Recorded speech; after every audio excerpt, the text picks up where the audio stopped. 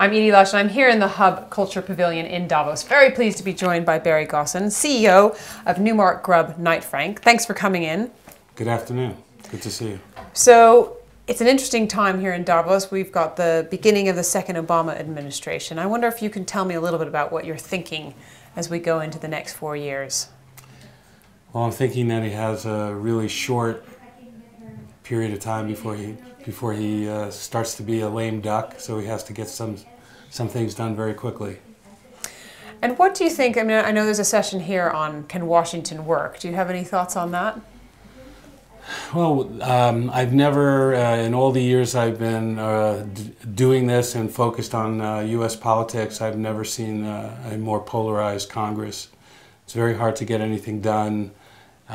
It's really hard to get cooperation and bipartisanship.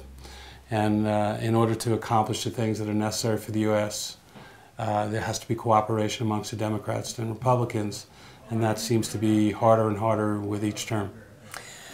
It looks to me like if you go back to the 2008 election, that's where we saw some of this starting, when McCain took a break from the campaign to try to get the fiscal reform or the bailout through Congress, and the junior Republicans stopped it then. You would have thought that by now we could have worked something out, but again we had just before Christmas another disaster. We saw the Speaker unable to get his bill through, even with his own party. What's going to happen? What's the solution?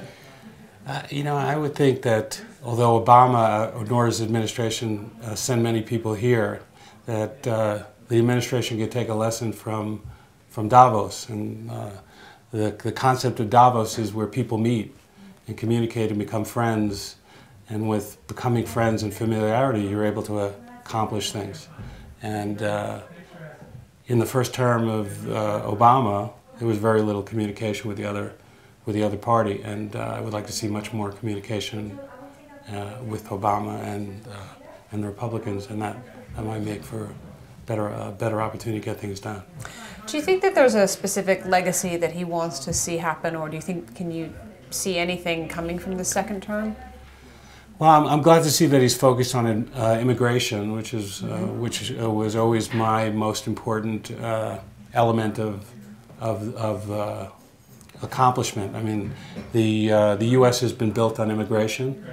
In New York City, where I reside, 40% of the population are immigrants, not born in America. Mm-hmm. It's an opportunity to invite the smartest, the brightest, the best, the most creative people to the U.S. because we are a destination, and yet we make it very hard for people to come to the U.S. And despite the fact that both sides agree that the ability to attract smart people to the U.S. is not a controversial issue, each side holds each other hostage with respect to the overarching immigration bills like amnesty or the illegal immigrants, yet they just don't go about passing more relaxed immigration laws with respect to inviting PhDs, technology students, so it would have a great effect on the U.S. Barry, thanks so much for stopping by the Hub Culture Pavilion here in Davos, and I'm Edie Lush.